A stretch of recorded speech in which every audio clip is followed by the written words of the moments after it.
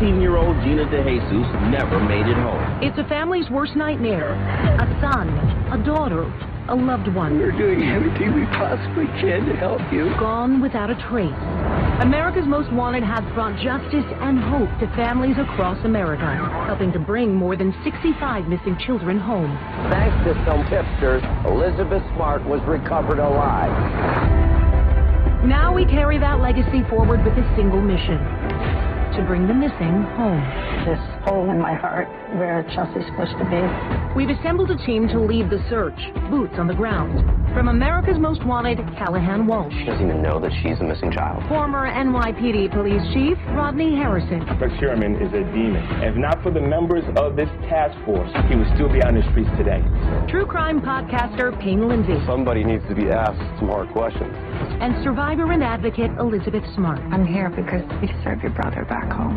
Working with investigators and listening to families. Why would he take the van? Why would he take my phone? There's no more waiting. Tonight, we're going to find them. Someone knows something. This little girl is still out there. We need your eyes. We need your voice. We're one tip away from changing the course of this case. We need your help. It's a missing piece to the family. I miss my son. Because one sighting, one tip, one moment We're this close. can bring someone home. Oh! We never stop searching, as we know the families won't stop either. The search begins now. Good evening. I'm Harris Faulkner, and this is America's Most Wanted Missing Persons, a new show based on the iconic true crime series. And we have one mission: to bring missing loved ones home. We have 3 urgent cases to dive into tonight, and we've assembled a team of experts to join us. Callahan Walsh, a familiar face to America's Most Wanted. Rodney Harrison, former NYPD police chief who helped crack the Gilgo Beach murders case. Payne Lindsay, whose podcasts have reached audiences worldwide with more than 50 million downloads. Let's start, though, with an exciting update on one of the cases we covered last week. Daniel Robinson, a young man who went missing in the Arizona desert in June 2021. Payne, what's the update? The police have officially re-engaged in this case. There's been a new search, there's been a new witness, and also the evidence that David held onto in that storage locker for years is being retested. And amazing. It's big news, and this is momentum that we want. It's why we do this. Great work. And it's a step in the right direction. Well, and there's more good news to tell you about. Gabby Petito's father, Joe Petito, actually went to Arizona to help Daniel's father with his search. And we'll see Joe right here in studio next week, and by then, we hope to have even more updates to give you. There's movement in this case, and that's a positive thing. All good stuff. Well, let's get you to our first case for tonight. And I have to tell you, this one really breaks our hearts. Dane Elkins was a star student, the oldest of 4 children. His mother believes a mental break may have led to his disappearance. We have good reason to believe Dane is still alive. But time is of the essence. Watch. We're going to where Dane went missing. This is Dane's car I'm driving today. In December of 2020, college student and former racquetball champion Dane Elkins left his car behind and it disappeared off the map. It's still a mystery. He vanished. There are so many awards in here.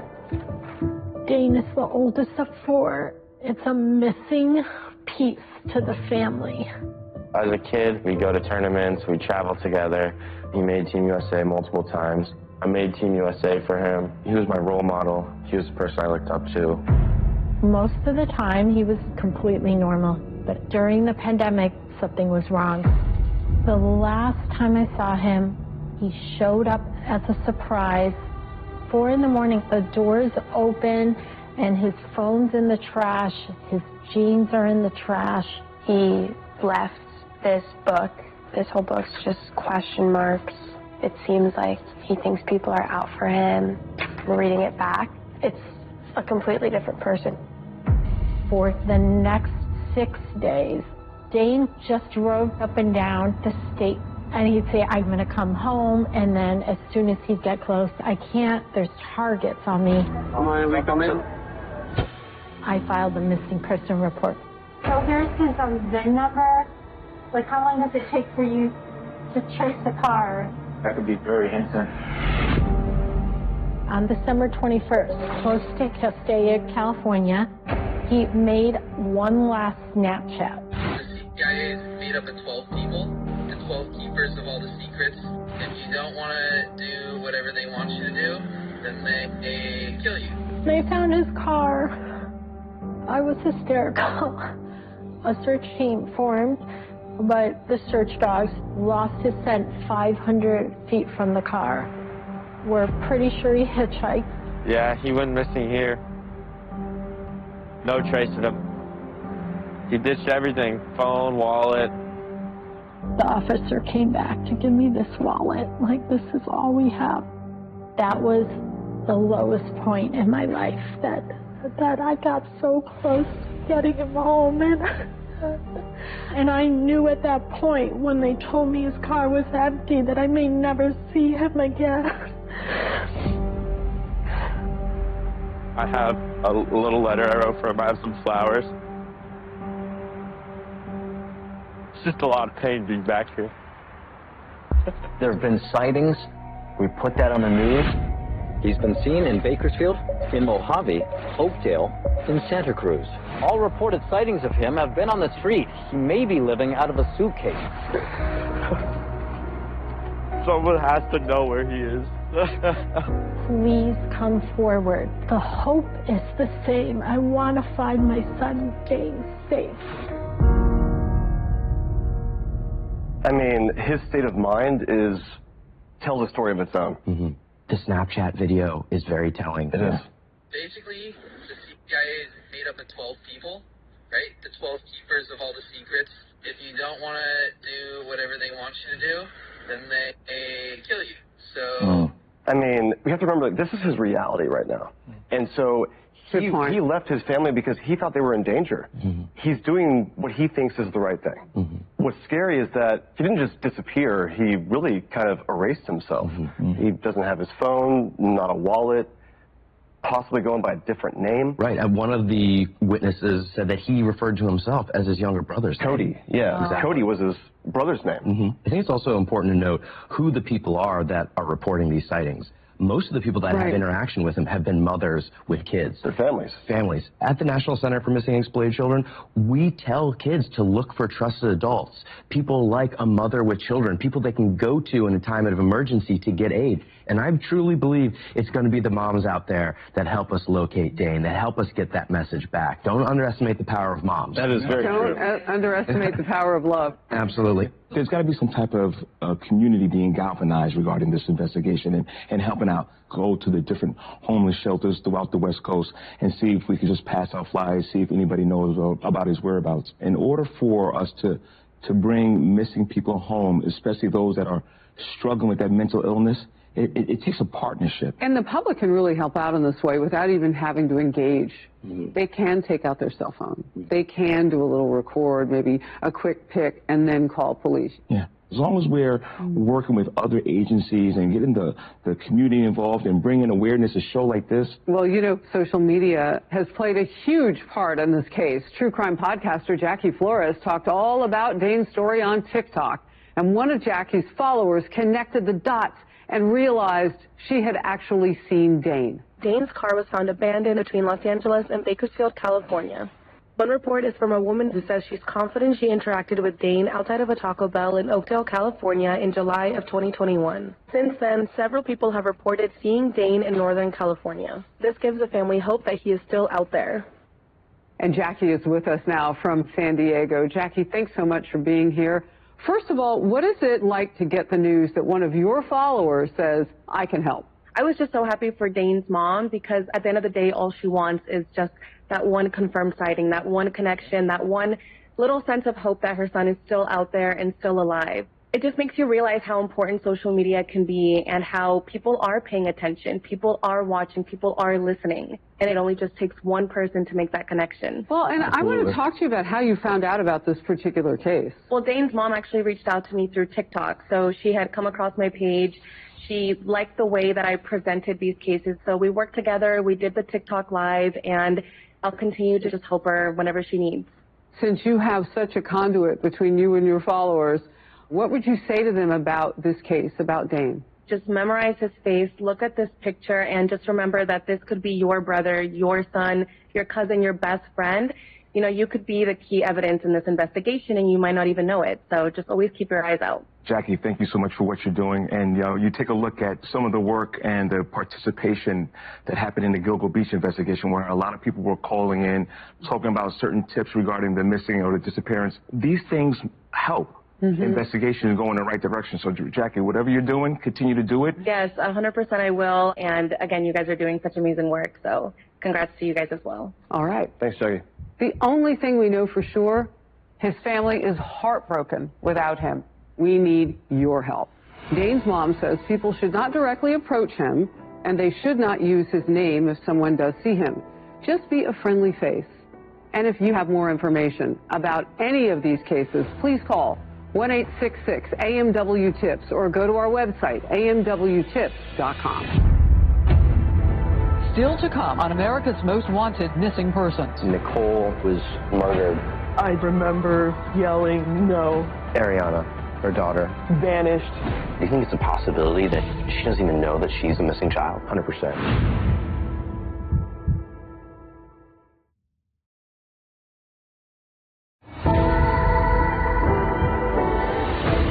Welcome back. Our next two cases are about missing children who we believe are still alive.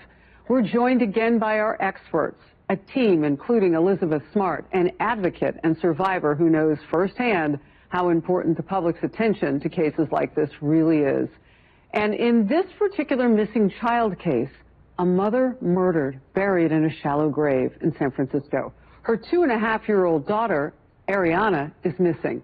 The San Francisco Police Department is offering a $250,000 reward on this for any information about this missing child. 32-year-old Nicole Fitz was killed and buried in San Francisco's McLaren Park. Sources tell us she was beaten to death. Her 2-year-old daughter, Ariana, still hasn't been found.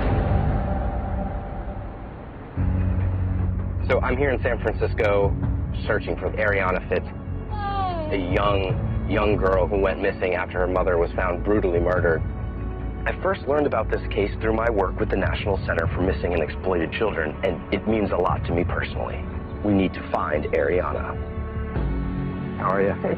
Callahan Walsh. Jess Fitz. Good to meet you. Thanks for meeting me here.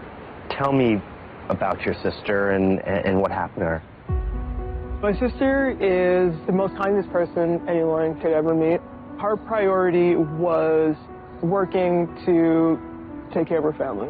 Nikki, as a sister, had her struggles and things that weren't going so well in her life, but would always look out for me, always looks out for people, before herself.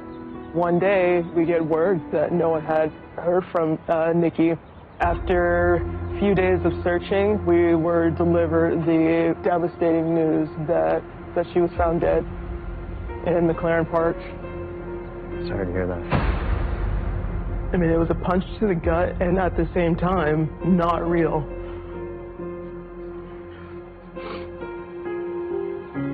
And Ariana, her daughter, where was she at the time? Vanished. So you're not only grieving the loss of your sister, but desperately searching for a missing child. Desperately searching for her. Do you believe that she's still out there? There is hope. 100%. We need answers. We need to bring her home. There was a period of time where my sister was living at a shelter as a result of just how expensive living was. It was there that she met Lemasani. Lemasani Briggs was a street pastor who met Nicole and her daughter in a San Francisco homeless shelter. My thing is that I help people. Briggs passed away in 2021. Lemasani decided, hey, why don't you, just move in here? She charged Nikki rent, which, rightfully so. Lemasani was also babysitting Ariana, but Lemasani was going through her stuff when she wasn't there. Although Lemasani opened her home to Nicole, she didn't give her a key. She read her personal diaries, and she forced her to donate both money and time to her organization. My sister was like, I'm fed up, I can't take this anymore. After my sister got out of there, Lemasani refuses to give her stuff and refused to even give us Ariana's car seat. Like, I don't want to get makeup on you. But... I'm so sorry. You're strong for Nicole. I have to be. I met Nicole working at Best Buy. I knew something was wrong. And the first thing I said is, just come stay with me. Nikki changed babysitters from Lemasani to Lemasani's nieces, Cielo and Helena, with Devin Martin. She was paying them around like $600 a month to watch Ariana because she was with them so much. It was Friday. She got a call from the babysitter around 9:30. She was supposed to get Ariana back that evening. She was like, hey, the babysitter wants to meet at B&J's restaurant. She said she was going to be 5 minutes. When I tell you she looked at me, Callahan, and said, I will be right back. And like, part of me believed her that night. And that was the last time I saw her. The morning I woke up to a text message from her around 12:44 in the morning saying that she was heading to Fresno to help a friend named Sam who she had never mentioned before. But I don't think she sent that message. Like, I never thought she sent that message. I get a call from a detective, and I just remember just yelling no. Like, I didn't even give him a chance to say the words.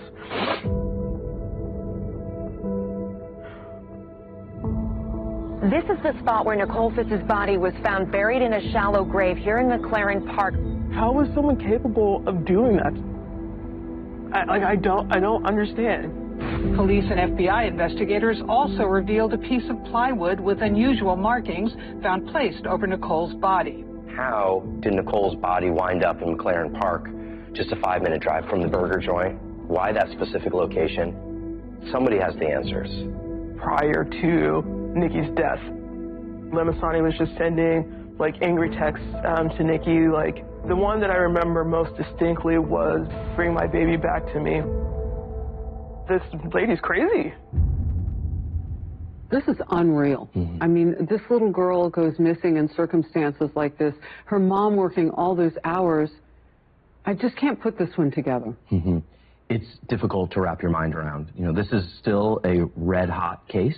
It's been 9 years, but I think that $250,000 reward is an indication, especially from SFPD, a great vote of confidence that they believe Ariana is still alive, that this case can be solved. And that reward can be a very motivating factor. It's change your life money. I completely agree. And I think it's something that if you've seen someone that looks like Ariana, you're a teacher, there's a student in your class that matches the age progressed picture. A new girl down the street. Exactly, a new girl down the street. Don't just think, I don't want to get involved. We cannot have that mentality. You got to get down to the motive. And what was the motive for Nicole being killed? What exactly do we know about the background of these babysitters? Well, I can't speak about all three of them, but the one thing, Helena Martin, she did 6 years in custody for the killing of her baby's father. I mean, what's the job of a babysitter? To watch over the kids, right? Yeah, to keep them safe. This kid went missing. At what point do you start, at what do you stop saying it's a coincidence? Right.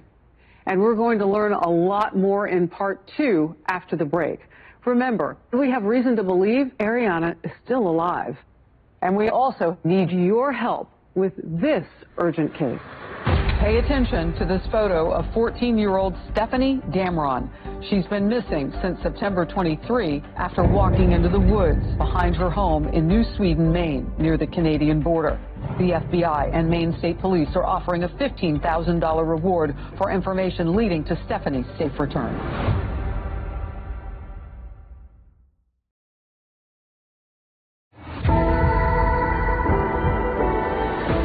In part 2 of our story, the question becomes, who saw Ariana last? We need your detective work on this one, because Ariana is likely still alive. And if we find her, we may also find out who killed her mother. Take a look. It's just such a tragic case that this mother has been found dead and Ariana now missing. Right now, all I have is a picture of Ciolo, Devin, and Helena. I don't know where they are, and they did deny any wrongdoing, but I do need to find out more about them. Helena told a neighbor she's being targeted unfairly because she has a criminal record. She served 6 years in prison back in 2001 for killing the father of her child. We understand she was last seen with you? I'm on my way right now to the FBI's headquarters here in San Francisco. I want to hear the FBI's theories. Nothing is adding up. Can you tell me what the current state of the investigation is? This case has been very much an active investigation for us. Open since, the day we were notified that she was missing. The babysitters were likely the last people known to be in contact with Ariana. Were you able to contact them? We were able to interview Helena Hearn and Devin Martin. They came into my office voluntarily on 2 separate occasions, and then they stopped coming in. They left the area. We do believe the individuals who are in the Bay Area have since relocated to Las Vegas. So we've targeted the Las Vegas area with billboards and an information campaign. The reward is up to $250,000. Ariana would be around 12 years old now. Do you believe that Ariana is still alive? Absolutely. We have nothing to believe otherwise in our investigation, and we want to bring her home safely. Do you think it's a possibility that she doesn't even know that she's a missing child? 100%, yeah. I would say she might not even know she's missing herself. What do you want the public to know?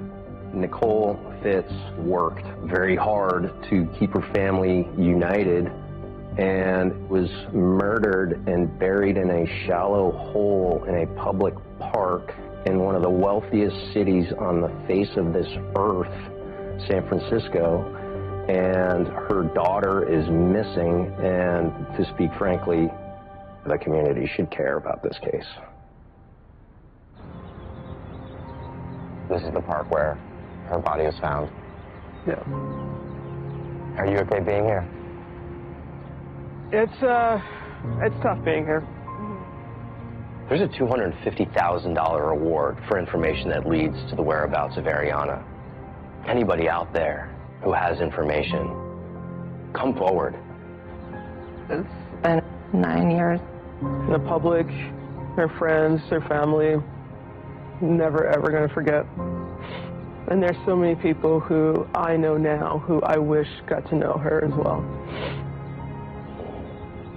I'm just asking the public to please first remember the brutal injustice that happened when my sister was killed and her daughter was abducted.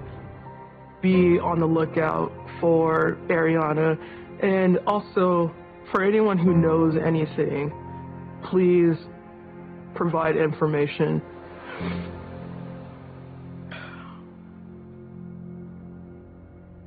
This is tough. Mm-hmm. Yeah, I mean, somebody should come forward and talk. People know what happened. That's definitive here, in my opinion. Yeah. I want to pull up the text message that was sent. There are so many red flags with this text message alone. I'm with my daughter. I don't think Nicole is somebody who refers to her daughter as my daughter when she could easily say Ariana. And I'm not going to lie, my first thought was, I wonder if it's someone else on the end of that line. Also, this is Nicole's Facebook account, posted the day after she was last seen. Spending time with my 3-year-old. Need this break. So, 2 things I noticed right away. First one is they misspelled break. In talking to Nicole's friends, she always wrote incomplete sentences, used proper grammar, her spelling was immaculate. This is not something she would write. Also, my mom would call me by my name, Payne, not a 3-year-old. It's very impersonal. But so also, she's 2.5. The wrong age. Not to mention the age being wrong. Mm-hmm. Yeah. That feels very detached from a mother. If a phone is destroyed, can you still retrack the pings through its service? Absolutely. Yes, you can. And law enforcement, they have reason to believe that Ciolo and Helena are in the Las Vegas area, and they're targeting that area with billboards that have Ariana's picture on them. And if she sees these billboards and she looks up at them and she's like, that looks just like my picture, Don't you think that would cause her to start asking questions? I completely agree. We know the most important tool when it comes to the recovery of a missing child is a photo of that child. So if you see these billboards and you think you've seen this little girl that matches that picture, please give us that information. Give the FBI that information. People need to call in. Even if they have something that they think is insignificant, it may be the thing that law enforcement has been waiting for, that one little piece of information. And there's a huge reward here. $250,000. People know things. Listen, the streets are talking. People know what happened to Nicole or the disappearance of Ariana. The right information can help us bring closure to both of them. Ariana would look like this now. How do we find her? Put all your law enforcement partners together. Make sure you work together. Dedicate these investigators just to this case. It worked in Gilgo. It will work here. I mean, it made all the difference in my case. When I was brought out into public, that's when the phone call came in saying, I think I just saw Elizabeth Smart. That led to my rescue. The same thing could happen for Ariana. Well, the truth is out there. We need your help in finding it. Police are searching in Las Vegas and across California. Someone around this case knows something. And if you have any information, please call 1-866-AMW-TIPS or go to our website, amwtips.com. Coming up, a 13-year-old boy vanished. Did he run away from home or was he taken?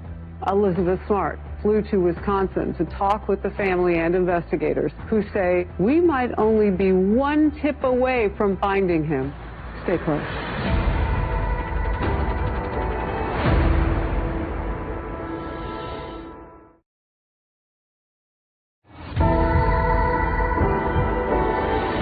Welcome back. 1 year, 10 months, and 23 days.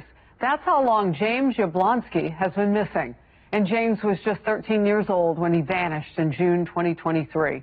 Our Elizabeth Smart went to Wisconsin where James was last seen. His family desperate for any help, and Elizabeth offering hope in their time of need. Every year, over 600,000 people go missing. James Yablonsky has been missing now for almost 2 years. There is absolutely still hope that he's out there, that he's alive, and we just need to bring his story to the attention of more people because someone knows something. In a bizarre case from Sauk County, Wisconsin, on June 12, 2023, 13-year-old James Yablonsky was reported missing. Images of James leaving his home were captured on the family's home security system. Early that morning, you see James Yablonsky carrying several bags out to the family van, and then he departs the home in the van. I would have never seen James doing anything like this. The man's gone and James is gone. He's got my phone. Sauk County deputies found the family's van abandoned on Highway 12, but no sign of James. Not knowing takes your breath away. It makes you wonder if you have the strength to go on. Oh. Hi, you must be Bill? Yes. Elizabeth. Come on in. Thank you. This is my daughter, Natasha. Hi, Natasha. I think this is amazing that you're doing this. I just want him home. It's been too long. How do both of you feel? It's hard on her. Yeah. Because they were so close. I'm here because you deserve your brother back home with you. Do you have pictures of James here? Oh, yeah. Could I see him? Sure. Come on, baby. One of the things that is most heartbreaking is just like the giant gaping wound that his absence has left in his family's lives. I'm a single father. I have 4 children at home. 3 boys and a little girl. And James is my baby boy. James is very warm and loving. He cares about people. He loves tinkering with all kinds of engines and stuff. So that's why I bought him his own boat. Oh, you bought his own boat? It's a project he can look forward to working on, and it's his. I mean, the boat is waiting for him when he gets home.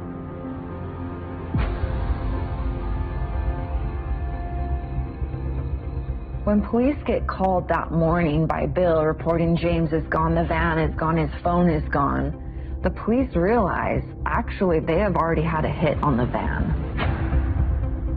Walk me through what happened. A patrol deputy had come upon an abandoned vehicle along the side of US Highway 12, tagged it at about 4:40 a.m. that morning, and then the missing call from Bill came closer to the 8 o'clock hour. The van was left on the side of the highway. There's really nothing in that area. Where did James go? What was unique is Bill was missing his phone. And so one of the steps we took right away also was to get location information on the phone, what we call a ping. And in this case, the ping was coming back to the area of the van with a large radius. We go up into the woods and we ultimately locate a duffel bag and then a backpack. The police do actually bring canines to the scene.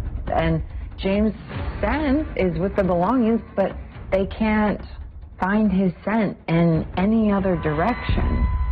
Was he really the one that brought the belongings there? Or did he stop somewhere prior and get into a different car? Maybe someone else brought the car and abandoned it and then left the belongings up there. There are just no definitive answers whatsoever.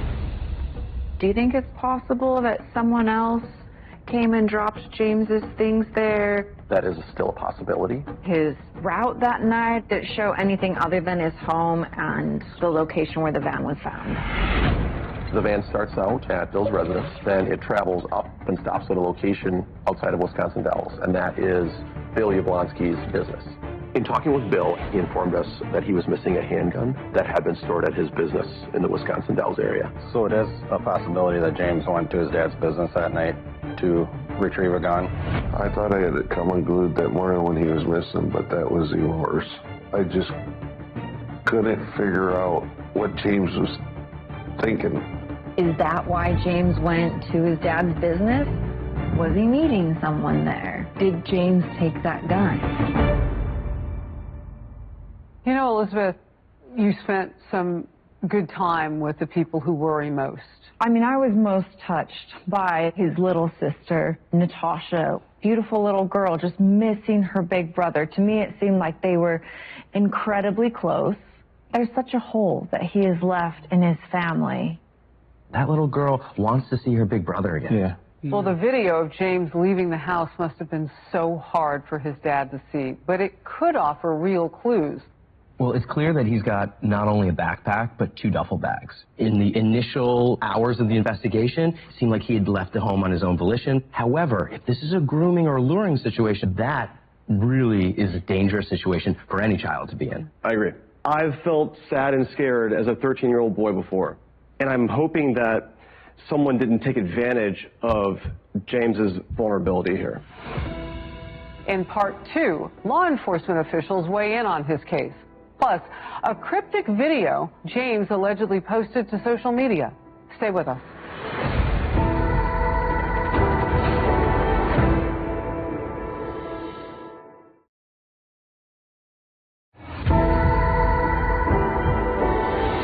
Welcome back. James Yablonsky has been missing since June 2023. Our Elizabeth Smart was boots on the ground on this one, meeting with law enforcement officials to get answers.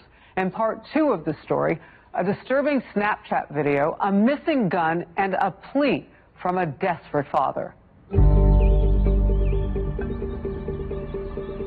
As law enforcement investigates further, Bill comes to them and says he's missing a gun. What made it even worse was the Snapchat video that somebody sent to me. Sorry for everyone who cares about me. It's not their fault. It's no one's fault. It's my fault. I chose to do it. I was scared. I'm sad. I have no emotions anymore. I watched it probably 4 times, and it bothered me. But the more I thought about it, it's not the way he talked. It's like he is reading from something. I think somebody made him read that to throw everybody off. This is the spot where the police found James's stuff. My mind is blown. Like, we're walking this in the daytime. You think pitch black at night. 2 duffel bags, backpack. It's hard. He had a bunch of clothes that James had taken from the house, but it was actually clothes that he never wore. My phone, a phone charger, some cords, a roll of toilet paper, and that's what was really weird. It was like it was set there just to throw everybody off. If you were going into the woods to harm yourself, what reason would there be for you to bring toilet paper? Why do you think he would have taken your gun? My theory is he knew he was meeting somebody that he didn't know that he was talking to, and I think he took it for protection for that. James played online games, and I think he met somebody through one of those games. Unfortunately, predators go onto these gaming platforms to find vulnerable victims. Does this place make you emotional being here? It tears me up inside that he's not here right now. I just want him home. I don't think he's out there by himself, but I think there is someone out there who does know something, and I think James is alive. So tell me about this boat. It's a project boat. It doesn't need a lot of work, but it's something that we can do together. I've always tried to be the best father I can with James. I just feel like that maybe there's something that I did wrong to push him to leave. If he knew about the boat, he would be excited about it. Oh yeah, because he loved to fish. I don't know if it's being hard on him, wanting him to do better than I did, not make the same mistakes I did. James was a strong-willed kid. If he thought something was wrong, he would tell you. I think hope is so important. Like for me, it was knowing that my family loved me unconditionally that gave me the hope to survive. And I'm so grateful that my parents never gave up, because I think if they did, I don't think I would be here. Him and his brothers and his sister mean the world to me. And without them, I don't have anything. I just want to know, I pray for an answer. Whatever God gives us, I pray for an answer. And if someone is holding him, I hope they find a heart and let him go. James, I need you here, and everyone else needs you here. Please just come home. Elizabeth, it's so interesting to see his dad talk directly to his son. There was so much confidence around the story that he's alive. I truly do believe he's alive, and I think making sure that his father doesn't lose hope is really going to be one of the key factors in helping to bring James home, because his father is the one keeping his story alive. He was playing online games. We know that from the family. How can that help us find him? What happens in gaming is you're dealing with strangers, and so many different things can be put in a young person's head to leave their family. You play this game, I play this game, okay, cool, we're friends now, right? We have something in common. That invites and opens the door for someone who might not have the best of intentions to already gain that trust with James. So I'm a mom of 2 teenage girls, and you hope your kids are telling you everything. You think you know them and where they might go online. But the truth of the matter is you have to stay locked in on them. What's unfortunate is Rodney's right. At the National Center for Missing and Exploited Children, we operate the cyber tip line. We had over 400,000 reports of online enticement last year alone. And that's just what's reported. That's just what's reported. If this is a case that he was lured from the home, the person that lured him might have come up with a plan with him and shared that plan that we're going to go camp and we're going to go hide out in the woods. And James might have found out very quickly that that wasn't the plan at all. The campsite where his clothes were found, it looks like the end of the story. But I wonder if that was actually just the first stop. I mean, I think that the police were very, very thorough. They had the drones in, and then they came back again a couple months later with cadaver dogs, just in case they missed. And nothing was ever found. You know, in my own case, they brought dogs to track me down, and they then thought that a car came and picked me up. No car ever picked me up. They had just lost my scent. So Like, where do you go from there? I don't want anybody believing that this whole case is germane towards Wisconsin. This is something that might have taken them across the country. So there's got to be work done locally, but yet at the same time, we have to do a lot more outreach nationwide to see if we can bring James home. Mm-hmm. Absolutely. At this point, he could be anywhere in the United States. Enough time has gone by that he could be in any state. So if you're a parent out there, I know this can be scary, but parents should talk to their kids about situations like this. They should show this to their children. No, I agree. I mean, my mom made me watch America's Most Wanted, and your dad was one of my heroes. Your dad's training videos, they're burned into my brain. So I think it's important that other young kids, that they're exposed to this. We can learn from these things. And we can also rally together to bring him back. Absolutely. I mean, there is a young boy out there who needs our help. His family desperately wants him to come home.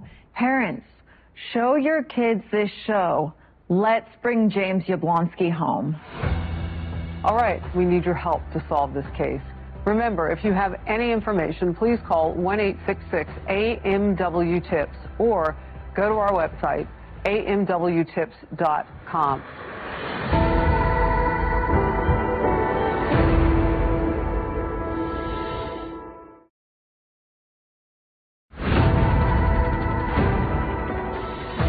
Welcome back. Take a look once again at these faces and some of their unique traits. It's up to us to keep searching for them. There is good reason to believe they are all still alive. Dane Elkins has been missing since 2020. He is about 5 feet 11 inches tall with brown hair and green eyes. His family is heartbroken without him, and they are counting on us to not give up the search. Ariana Fitz vanished in 2016 when she was just 2.5 years old.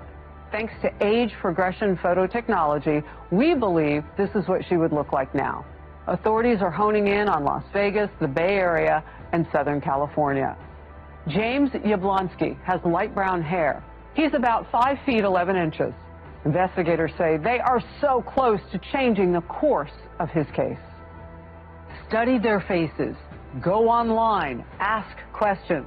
You can bring them home. I want to thank this incredible team: Callahan Walsh, Rodney Harrison, Elizabeth Smart, and Payne Lindsay. Remember, our mission to bring loved ones home is just getting started. I'm Harris Faulkner, and I want to thank you for being with us. Stay close, because we will make a difference together.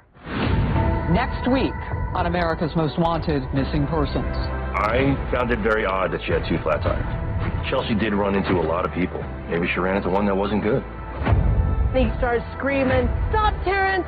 Next thing I know, he's running off the side of the mountain. This guy's long gone. Savannah Hale's case, there are numerous possibilities, whether it's suicide, whether it's foul play. She just vanished.